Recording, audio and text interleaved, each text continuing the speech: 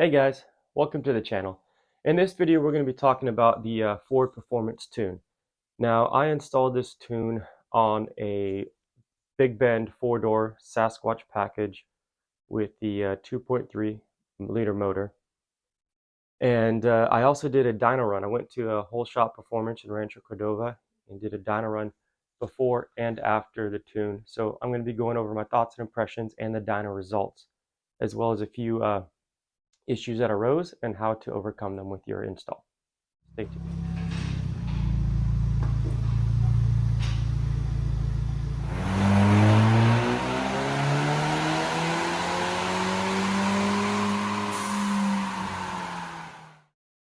Now the first issue I want to talk about is the voucher code. So I ordered my Bronco Performance Tune and it arrived with a little letter in it that talked about, hey, get your voucher code and register at this website. So I followed the instructions and it gave me a voucher code already in use error when I tried to register my calibration. Ended up having to contact Ford Performance and email them pictures of 4 things: my VIN, my voucher code that wasn't working, a photo of my screen with the error code displayed, and the proof of purchase, which was my receipt from RTR, which is where I got my tune from. And after sending that, they sent me back a new voucher code. Now with that new voucher code, I was able to register my tune and download it onto my device. Now a couple things to note. When you download the tune, it locks it to your VIN. And at least for myself, with my ProCal 4 that I have, it won't let me reload my stock tune after I download the performance tune onto the Bronco. I'm not sure if this is an issue that just I have or if it's an issue I have to contact Ford Performance for. But I do know, trolling the forums, that several other people had the same issue where once you install the performance tune on your Bronco, the stock tune, while it's on your device, while it's saved to your device, will not let you upload that. And I have a photo or a little video I'll show of the error code I get when I try and upload that stock tune back. Now, the dyno results from Whole Shot Performance on a stock 2.3 with the Sasquatch was 237 wheel horsepower and 291 foot-pounds of torque. That's pretty low compared to other dyno tunes I've seen with the Bronco, although I will note that the other tunes I looked at were on different gear ratios on more of a base model Bronco with without the 35s in the gears. And I know the gears play an important role in the actual wheel horsepower that you'll see on a dyno. Now, on this 2.3, like I said, 237 horsepower and 291 foot-pounds of torque stock. After the tune, I got about 257 horsepower and 307 foot-pounds of torque. Well below, if you factor in the 15% generic approximation for the drivetrain loss, it's well below what Ford advertises, which is 330 horsepower and 385 foot-pounds of torque. So that's the numbers I got. Now, also I got to note that after the tune was installed, the high-end horsepower or range I was showing on the dyno, sorry, wasn't near as much as I'd hoped for. But my original goal with this tune was not to get the highest horsepower I could. I didn't even care if I got a ton more horsepower. What I was looking for is resolving an issue I have with throttle surge. So when I'm on the rocks and I'm adding throttle input to get over that rock or a ledge or whatever it may be, you're adding throttle, but the boost is building, and you're adding throttle, building boost, and trying to get over this obstacle, and then you get to a point where you add enough throttle for that boost to kick in, the power to come on, and then you surge over the rocks with that boost hit, and you usually smack down on the other side, which isn't very fun. As opposed to like a naturally aspirated motor where the throttle is very modular and you can, like the power band is just throughout the throttle input.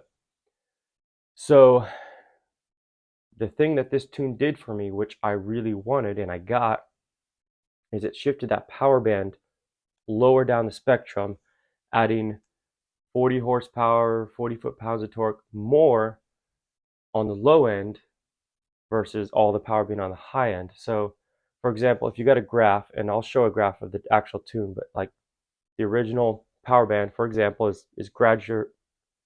Can't speak. I have a cold. Is gradual like this, but now it's up like that. So the power comes on a lot sooner, and you don't have to play that throttle game anymore, trying to find that boost to get over a rock. The other benefit is the transmission got a remap, so now my shift points are much quicker and much smoother, and it almost feels like a DCT, honestly, at this point. It should note, though, that I got to check engine light. After all the codes are cleared, I got home, parked the car, I got to check engine light for a service 4x4 soon. And I checked the codes, and it was something to do with like a P160A and another issue with so the P160A is ABS, but the other code I got had something to do with the PCM not communicating properly with a control module somewhere else in the car. I'm freaking out. I'm like, what the heck? Turns out my gear ratio wasn't set right, so I got the ProCal device that I had plugged into the Bronco, and I hit tire gear adjust, let it go through its prompts and do its thing. After about 2 minutes, it finished calculating, and it reset my tire size to the proper size, which for 35s, it should be 606. That's the revolutions per minute that 35s should have at whatever speed it calculates at. And when I did that, it reset that calculator, and the codes went away. So it's working now. I'm very happy with it. I'm very happy with the power band. I'm very happy with the transmission tuning. The only thing that was a bummer is the high-end power isn't really there as Ford advertised, but I'm okay with that because I'm not trying to race. So I'll post up like I said, the dyno graph and a couple clips of the tune and the dyno runs. But honestly, I'm happy with it. Was it worth $800? I think so. If you're not looking for high power numbers, which I'm not really looking for that because I'm not trying to blow my Bronco up, then it's a good tune, especially if you have off-roading in mind and you want that lower end torque. So yeah, I recommend it. So what you're seeing here when you're looking at this graph, we have the the red at the top, which is going to show the max torque the engine received at 3,036 RPMs. I think that stands for 360 RPMs. That's going to be the red dashed line, and then the blue dashed line is going to be the max torque after the tune, which is 307 foot-pounds of torque at 2.83 RPMs, which again I think is 2,830 RPMs. So not only did you get more torque, but you got it way sooner in the power band. So that was pretty impressive, and you also see how the numbers are a lot sooner, the rates are a lot sooner than with the stock tune.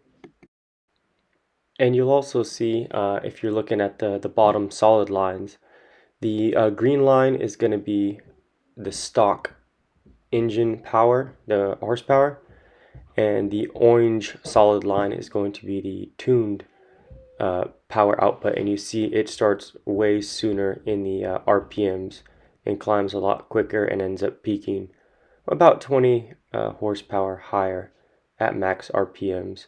And you'll see as well that the max horsepower is achieved at 3.78 versus 3.86 on the stock tune. So you'll see improvements in that end as well. So the end result isn't much higher power, but it does alter the power band quite significantly, which you'll feel off-roading for sure. And it'll help a lot with that throttle surge and getting over the rocks.